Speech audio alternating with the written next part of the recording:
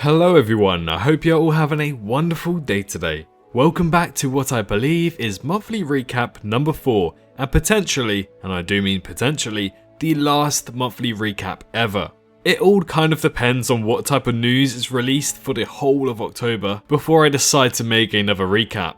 As you know by now, we post these monthly, the first day of every single month. So if there were to be another one, then it would leave only 9 days until launch. So realistically speaking, I want to see if it's more worth it than not. But as for the content, what was revealed this month in Jurassic World Evolution 2?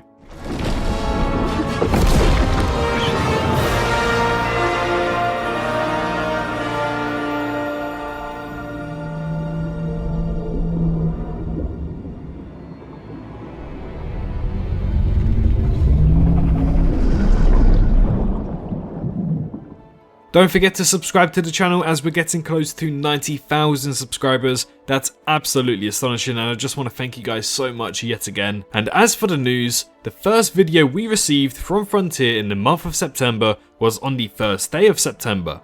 This was the park management guide of guests. Unfortunately, not a lot of information we didn't already know was shown off during this video. Nonetheless, it was paired up with some beautiful cinematic shots of the Mosasaurus underwater viewing gallery, the Avery viewing gallery, and also a better look at the Diplodocus. During this video, we're told that each guests have their own unique attributes. They'll fall under categories such as general, adventure, nature, and luxury, which will also have to cater to the guests' interests and needs. Throughout these categories, your guests' needs will vary in dinosaur species, buildings, and attractions. For example, a luxury lover isn't going to want to walk around for so long all across your park. They'd prefer the luxury life of big dinosaurs, fancy hotels, and transport to get to their location quicker. A lot of customization was also shown off regarding the buildings in this video too.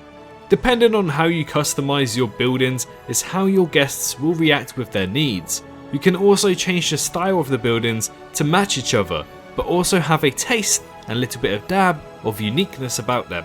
Next up, we got our first ever species field guide for the month of September, and also our first ever aquatic species too.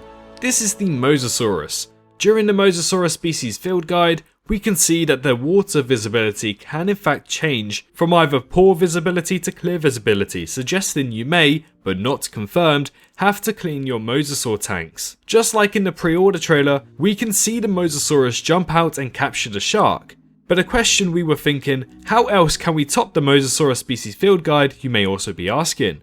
Well, the next week we were given our favourite, the Tyrannosaurus Rex, a show.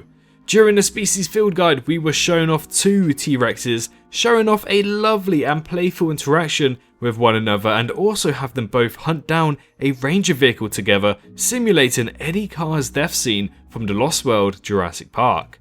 Some people have pointed out saying that the Rexes look different in size, however it was shut down by Evolution 2, confirming they are in fact the same size. That's a shame, especially with the new egg synthesis and traits mechanic. It'd be amazing to have some deficiencies that make the dinosaur smaller and cheaper to incubate, or bigger and more expensive, and so on. After this, the following week, we were given Developer Diary number 2.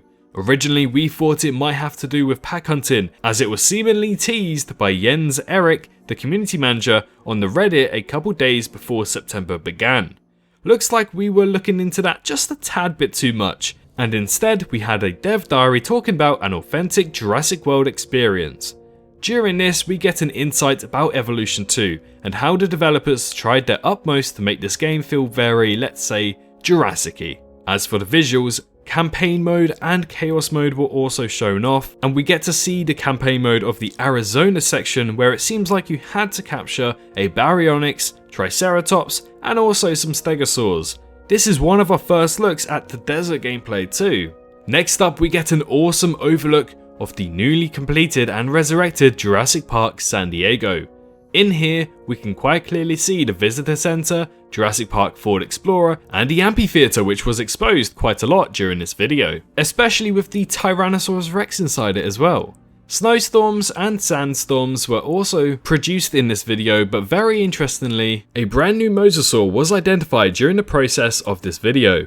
My assumption is that this is a Tylosaurus, But with it not looking like the Jurassic Park Tylosaurus we currently know of, it could even be another brand new species such as the Platycarpus, which some suggest it may be. Either way, that's another new aquatic to add to the roster.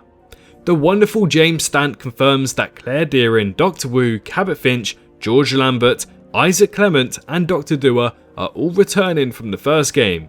Same with the voice actor of Owen Grady. If you look closely, you can also see a new animation of the Carnotaurus scratching her chin on the ground. This reminds me a lot of my cat. Whilst talking about Chaos Mode, we're confirmed of all 5 movies having a Chaos Mode unique to their events. We were also shown off an overview of Jurassic World, and we get our first look of the Indominus Rex, which is in fact exclusive to the Jurassic World Chaos Modes. In San Diego, we can also get our first best look at the Compsognathus, hopping around whilst the Jurassic Park Explorer drives by in the background, accompanied with the Dracorex and the Pachycephalosaurus.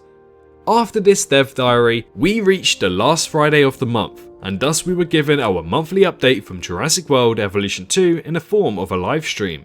This 1-hour live stream update showcased some gameplay footage, but it's footage we've pretty much already seen before. Sadly, not much information was revealed besides 2 bits of crucial information. One of them being the return of the Sinoceratops, which increases the roster just that little bit extra, and the other one was the fact that Dr. Wu is returning for the Jurassic Park Chaos Theory mode as he portrays his younger self. Next up, and quite recently in fact, we were given another park management guide. This time we learn about park teams. Unfortunately again, information we didn't already know was non-abundant, and the gameplay pretty much revealed a better look at the Diplodocus, Allosaurus, and some decorations in forms of chairs and tables too.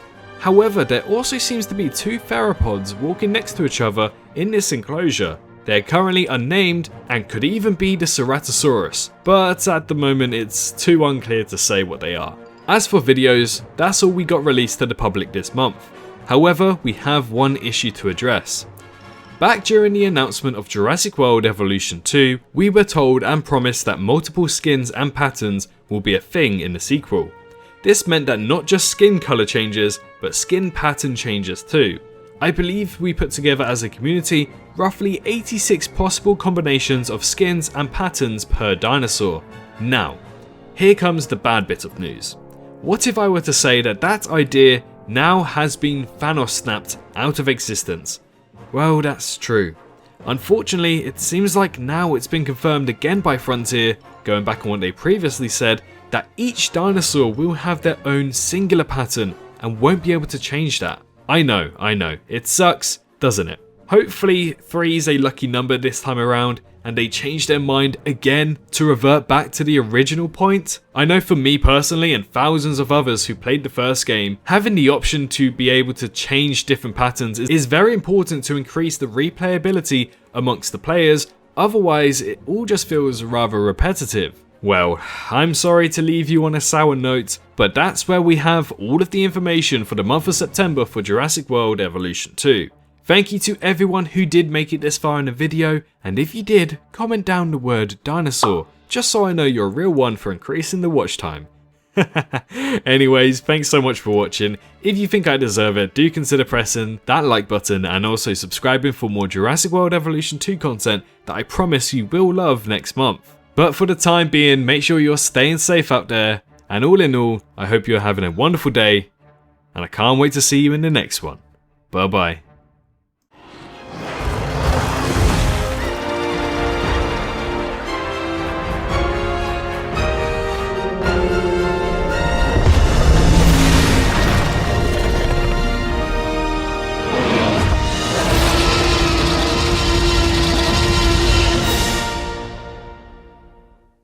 Hello, hi, you, did you enjoy the video? Just a little reminder to press that like button and also subscribe. I just want to thank my Patreons for this month on screen right here, as giving me that little extra support really does go a long way. But anyways, I hope you guys have an amazing rest of your day.